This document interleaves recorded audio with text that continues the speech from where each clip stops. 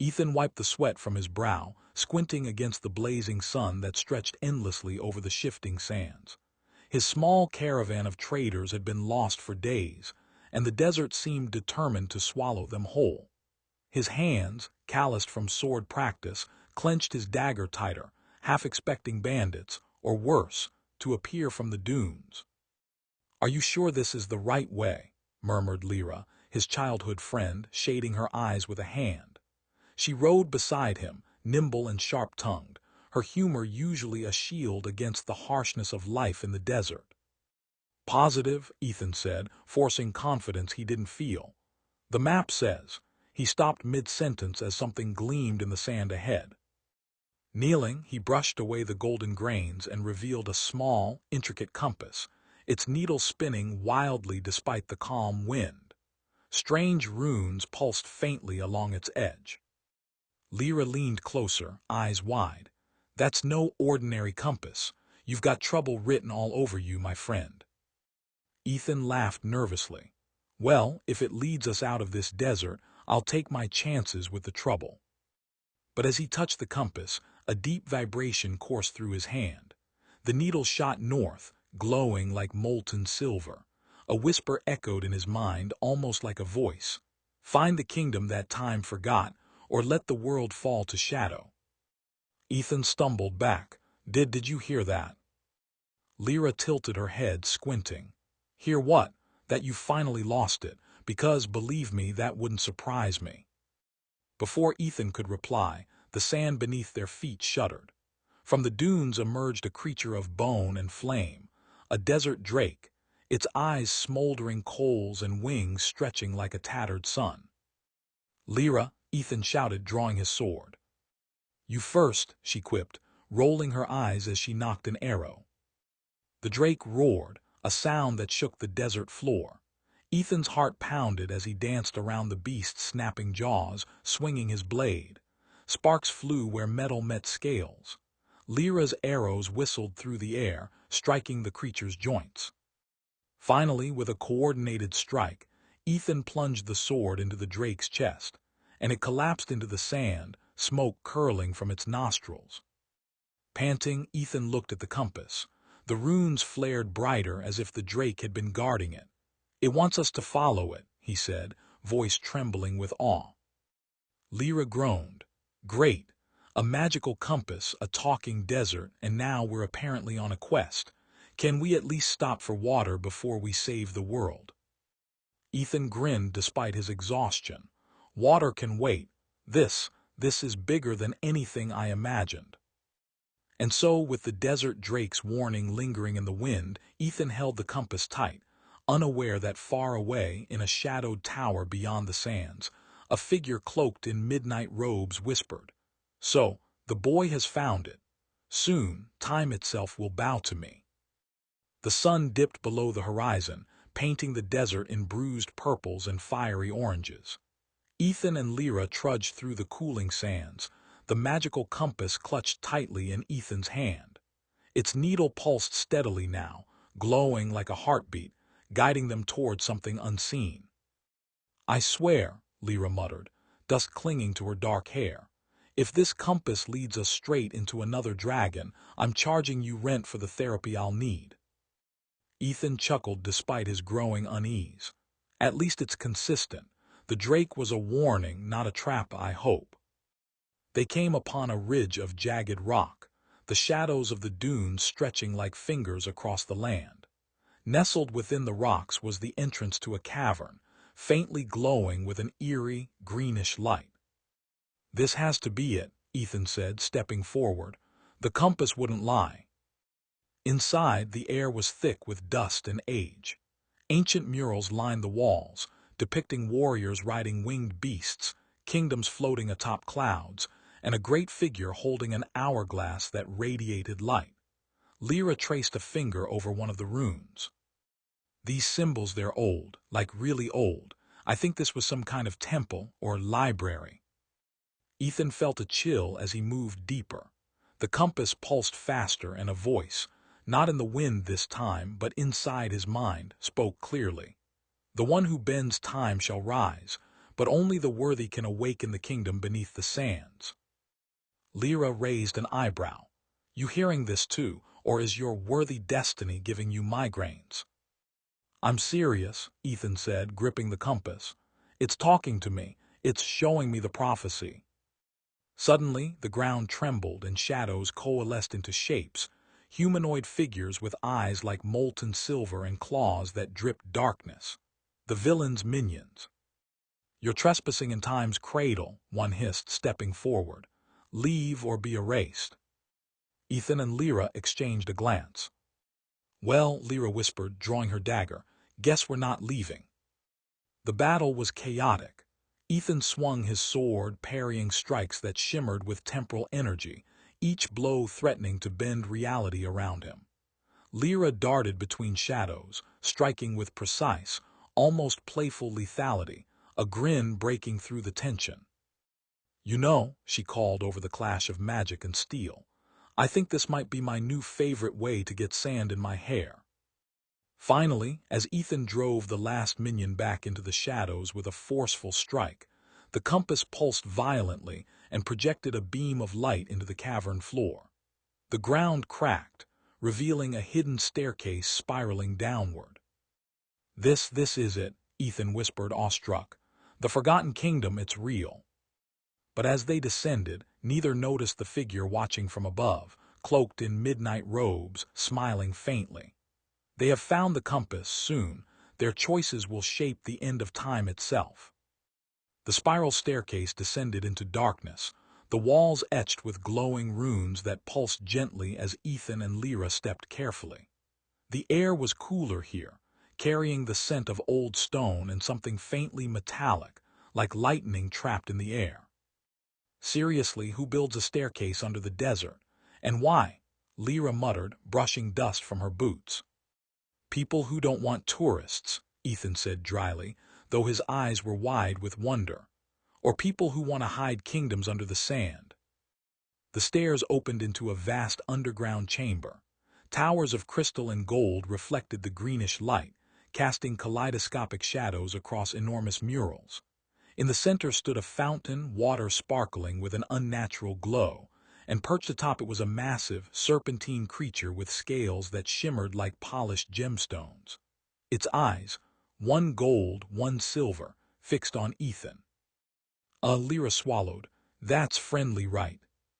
The serpent inclined its head. A deep, resonant voice echoed in their minds. Welcome, seekers. I am Azurith, guardian of the Forgotten Kingdom. Only those guided by the compass may walk these halls, and only if their hearts are true. Ethan swallowed nervously. We mean no harm, we're just following the compass. Azurith's gaze softened. The compass chose well, but beware, the one who seeks to control time has already begun their work. Shadows spread through the world above. Lira nudged Ethan. See, told you it was serious. I mean, we're literally in a hidden city with a talking dragon, and he just drops warnings like they're casual.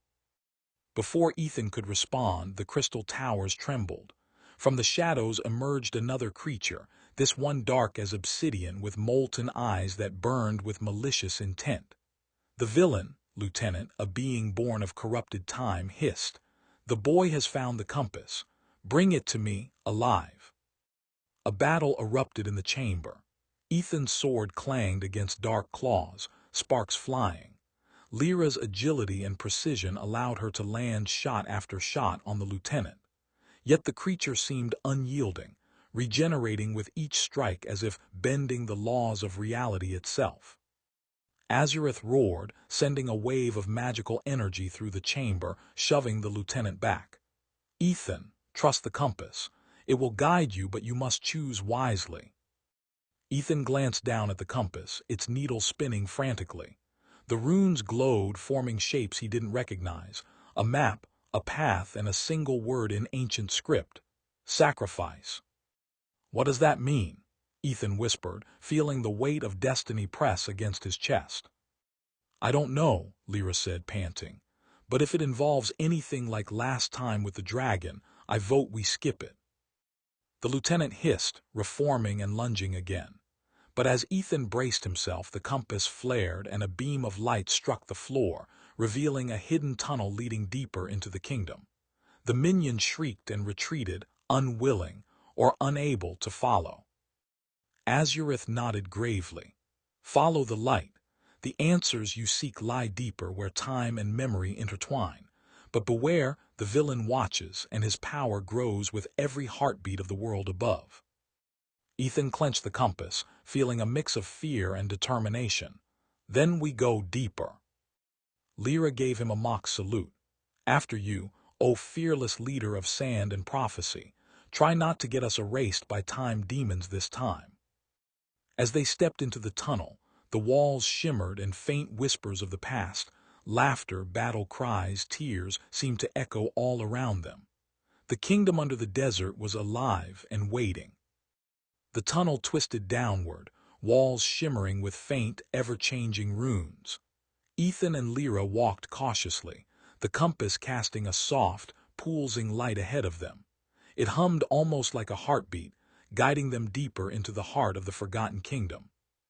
I swear, Lira muttered, brushing cobwebs off her sleeve. If the next room is full of more giant magical snakes, I'm officially resigning from this adventure.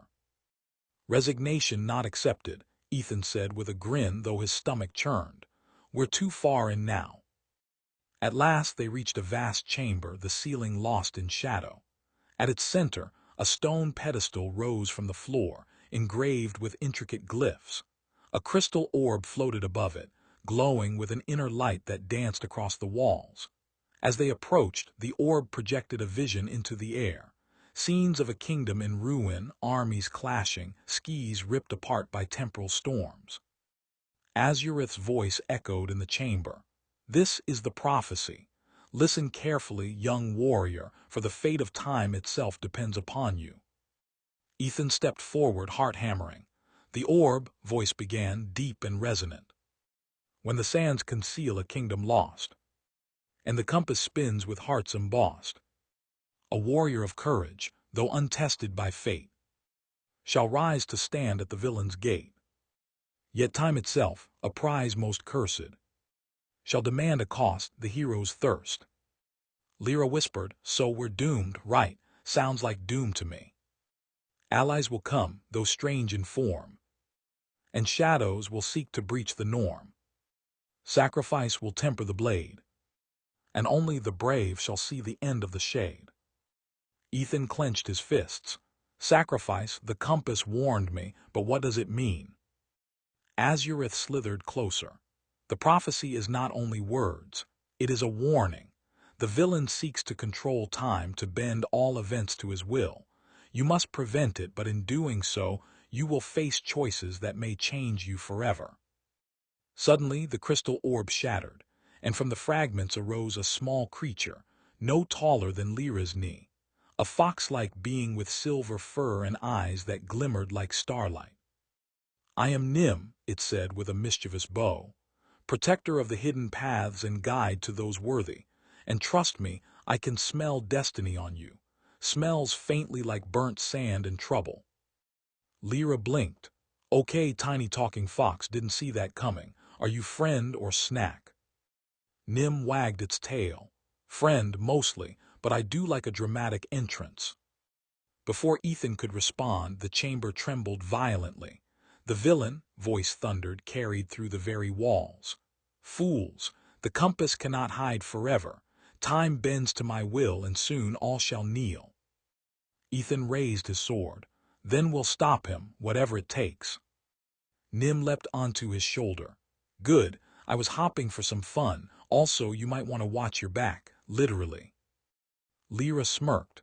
I like this fox already. Mischievous little bugger, makes the danger slightly less terrifying. The prophecy, the compass, the villain, everything was now clear. Their journey was no longer just about survival. It was about saving reality itself. But as they looked toward the tunnels that led further into the Forgotten Kingdom, Ethan felt a chill. Some sacrifices, he realized, would be heavier than swords or monsters. And he wasn't sure if he was ready for what was coming. The tunnels opened into a hidden amphitheater, carved entirely from crystal and stone. Sunlight filtered through cracks in the desert above, painting the chamber with golden patterns. Ethan, Lira, and Nim stepped cautiously, their eyes scanning the eerie silence. "This place, it feels alive," Ethan murmured, "like the walls are watching us." Nim twitched its ears. "Good instinct, kid. This kingdom remembers every step, every heartbeat, and right now it's nervous." A sudden rumble shook the ground. From the shadows, figures emerged, villain soldiers, each one draped in dark robes, their eyes glowing like molten gold. Behind them, a colossal creature with 6 arms, each holding a weapon forged from obsidian and fire, stomped forward, shaking the floor with every step. Lira rolled her eyes. "Well, I was hopping for a relaxing day exploring hidden cities. Guess that's off the table." Ethan drew his sword, the compass glowing brightly in his other hand. "We can't run. We have to fight and protect the kingdom." The battle erupted. Ethan slashed at the 6-armed giant, each strike ricocheting sparks of energy. Lira moved like a shadow, darting between enemies, her arrows finding the cracks in armor. Nim darted around the battlefield, distracting foes and leaping atop the 6-armed beast to strike at weak points. During a brief pause, the colossal creature roared, its molten eyes locking onto Ethan. "You are meddling with time, boy. Surrender the compass or all will be lost." Ethan's heart pounded. "I won't let you control the world or time itself." He remembered the prophecy. Sacrifice will temper the blade. Something deep inside him shifted. Without fully understanding why, he pressed the compass to his chest. A beam of light erupted, surrounding him, Nim, and Lira. The villain's soldiers screeched as the light pushed them back, bending the shadows away. But the effort left Ethan trembling. He dropped to one knee, breath ragged as the light dimmed. Nim padded over, concern in its silver eyes. "Careful, kid. That kind of power comes with a price." Lira put a hand on his shoulder. "Yeah, and somehow I think we're about to find out exactly what that price is." From above, a voice echoed, smooth and cold. "Very impressive, Ethan. But every choice has a cost, and your time is running out." Ethan's hands clenched around the compass. He could feel it pulsing, almost alive, as if urging him forward. Lira smirked despite the danger. "Well, at least it's giving you dramatic guidance, makes you feel heroic." Ethan managed a small, wry smile. "I just hope I survive long enough to feel it." As the chamber settled into uneasy quiet, a flicker of movement caught Ethan's eye. A hidden doorway had appeared behind the crystal pillars, an entrance leading further into the kingdom's heart. "The villain, getting closer," Nim said. "And so is the part of the prophecy you don't want to hear yet. Shall we?" Ethan nodded, gripping his sword and the compass. "We go, whatever it takes."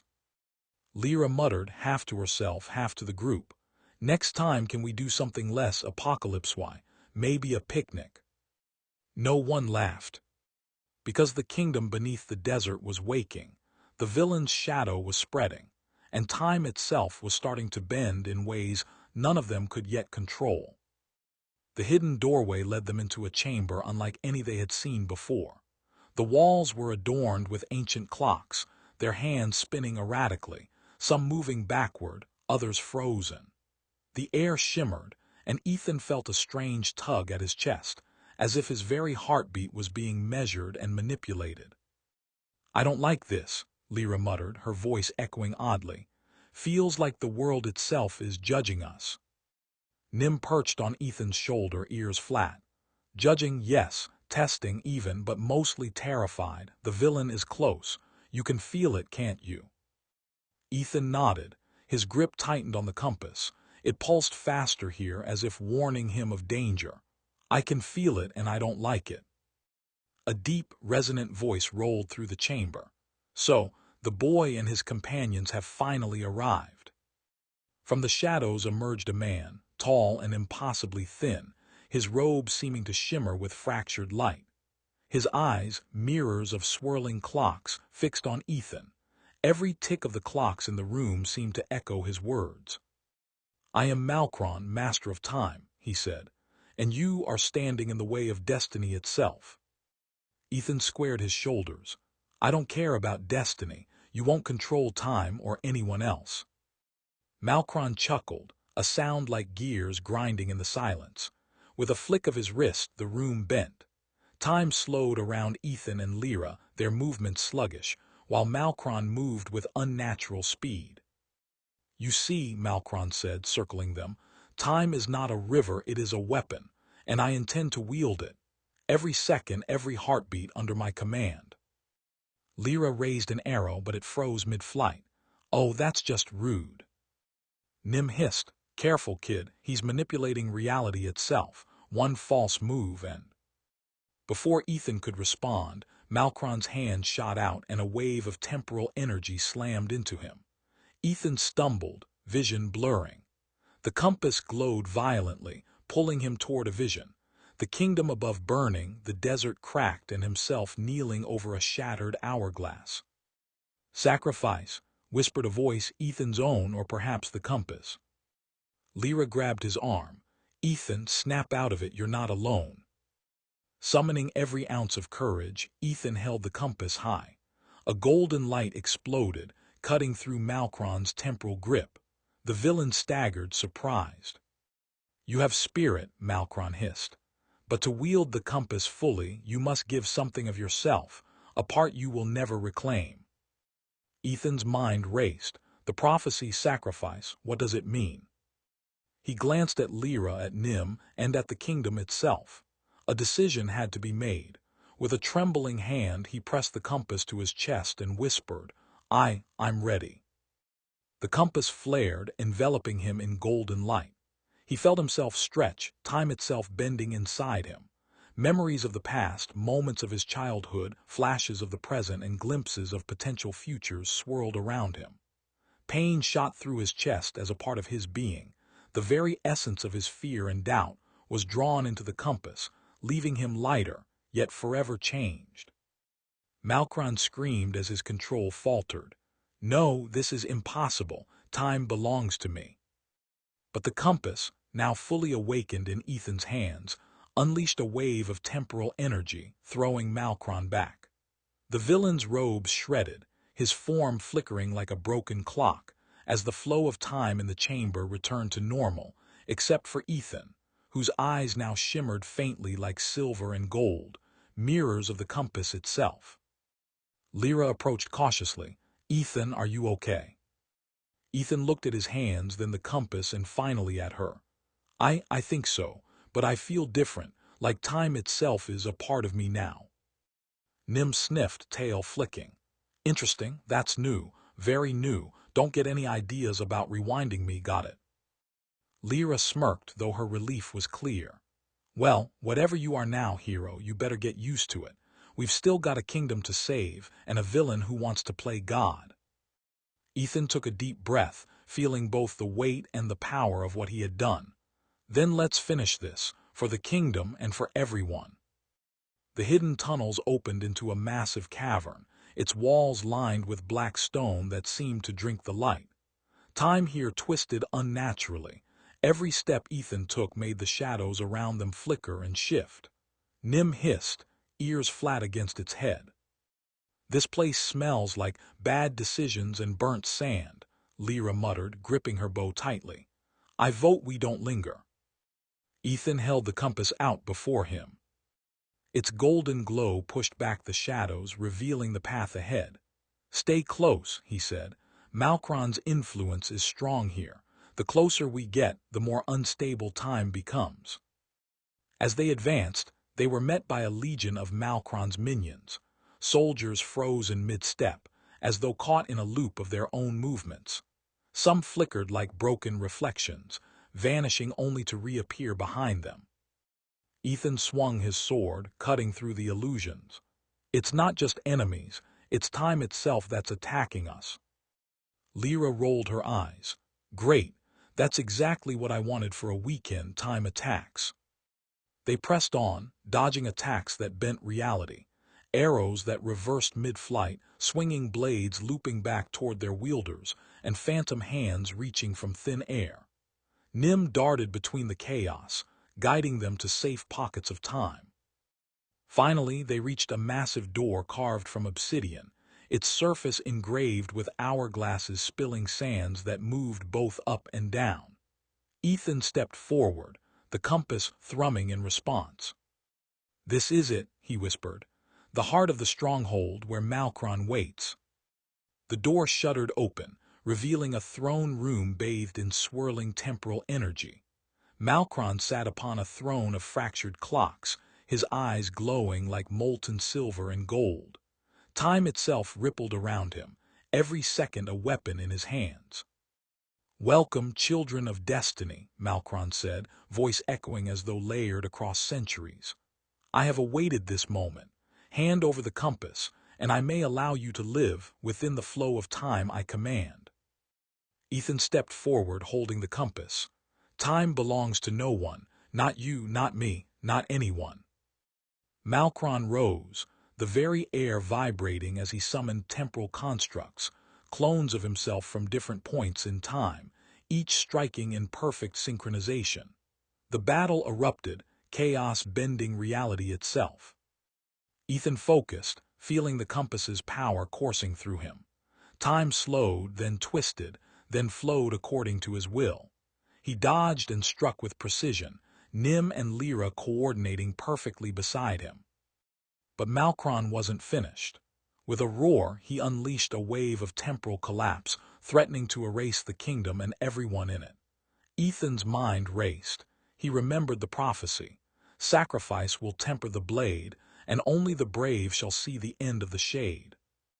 Closing his eyes, Ethan pressed the compass to his chest. Memories, fears, hopes, all the essence of himself were drawn into the artifact. Time itself seemed to flow through him, bending, shattering, and reweaving. The clash of temporal forces shook the stronghold. Malkron screamed as the power of the compass countered him, his clones flickering and dissolving into nothingness. With a final surge, Ethan hurled a wave of golden temporal energy, shattering the throne and throwing Malkron back into the fractured void. The villain's scream echoed, fading into silence. The swirling temporal chaos collapsed, leaving the throne room eerily still. Ethan staggered, breath ragged. His body felt lighter yet strange, like pieces of him had been rearranged, memories subtly altered. Nim leapt onto his shoulder, tail flicking. "Well," it said, voice tinged with awe, "you just became one with time. Not bad for a sand and sword kid." Lira helped Ethan to his feet. "You okay? You look different, not like bad different, more intense." Ethan looked at his hands. The compass hovered before him, glowing softly. I think I am, but I also feel something missing, something that was me." Nim tilted its head. "That's the price of playing with time, but hey, you saved the kingdom, that counts for something." Ethan nodded, a solemn smile forming. "Yeah, it counts, but it also reminds me this isn't over, not yet." The hidden kingdom, still glowing beneath the desert, now breathed freely, restored but scarred. And somewhere beyond the dunes, shadows lingered, whispers of time yet untamed. The hidden kingdom hummed with a quiet energy, sunlight streaming faintly through the cracks in the desert above. Ethan, Lira, and Nim walked among the restored halls, their steps echoing against walls of crystal and stone. Lira nudged Ethan. "You know, you saved the kingdom, defeated a time-bending villain, and somehow didn't explode. That's impressive. Also terrifying." Ethan smiled faintly but didn't respond. His thoughts lingered elsewhere, on the compass, on the golden light, and on the sensation of having given a part of himself to wield its power. Something fundamental had changed within him. Nim patted ahead, ears twitching. "You've been quiet, kid. You feel it, don't you? The shift." Ethan nodded slowly.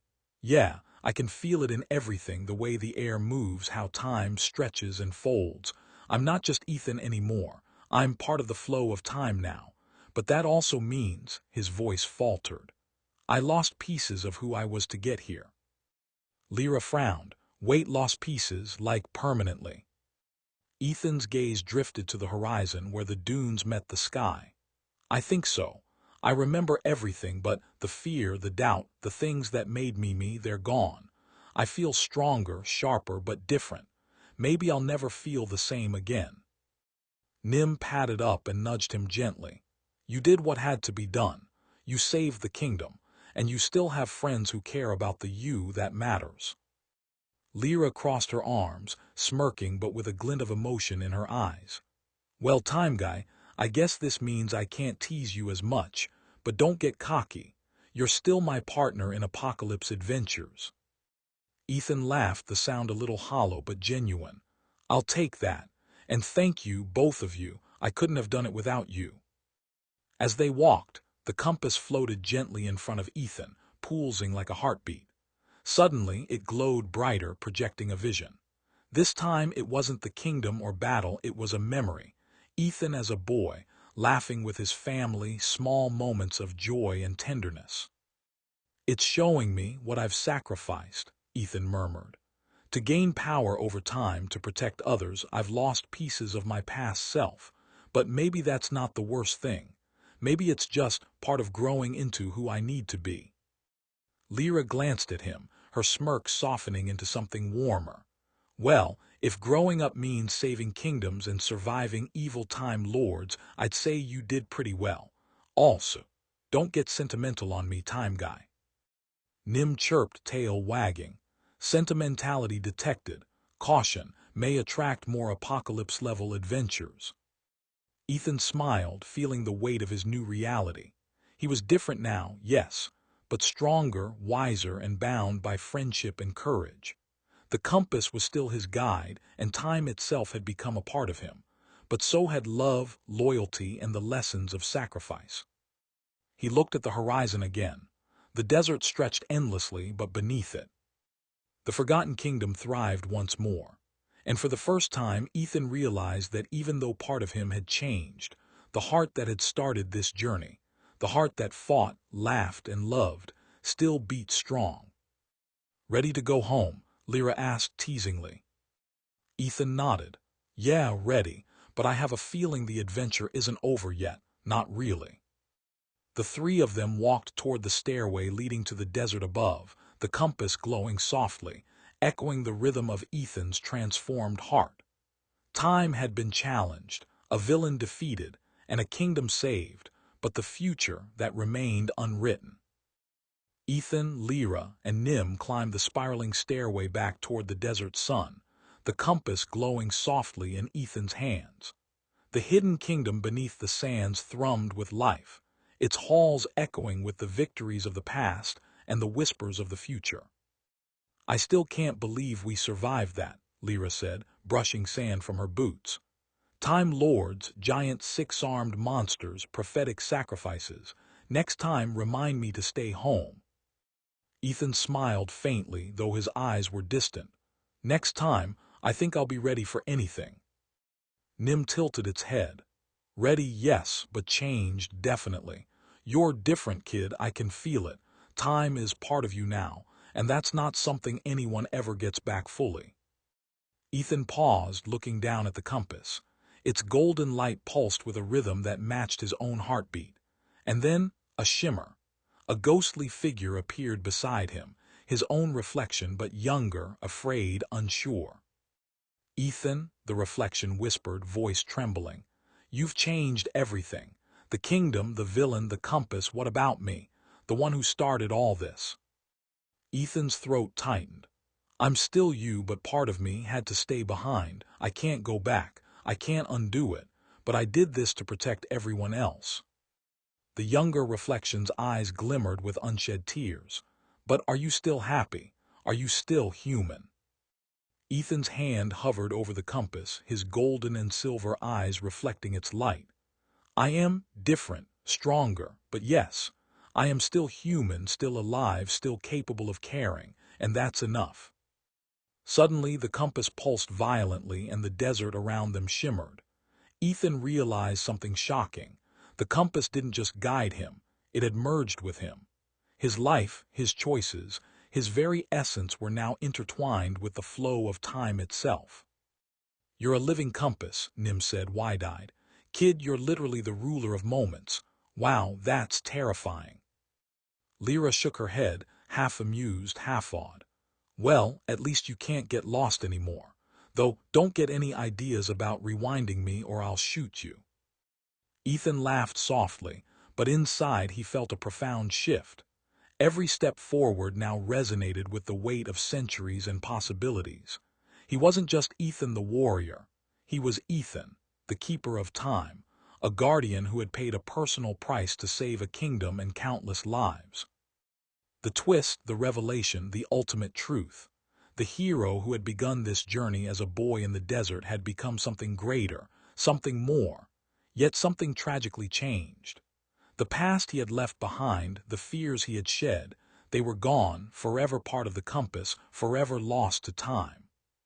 He looked at Lira and Nim, his closest friends, and knew that despite the change, they were still anchors to the man he had once been. "We'll keep moving forward," he said, voice calm, resonant. "Together, and we'll protect this world, no matter what comes next." As the sun dipped low over the desert dunes, Ethan lifted the compass, feeling its golden light pulse in sync with his heartbeat.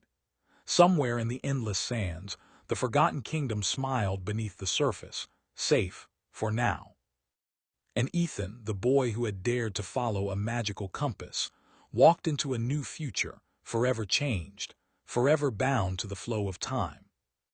The end, or perhaps just the beginning.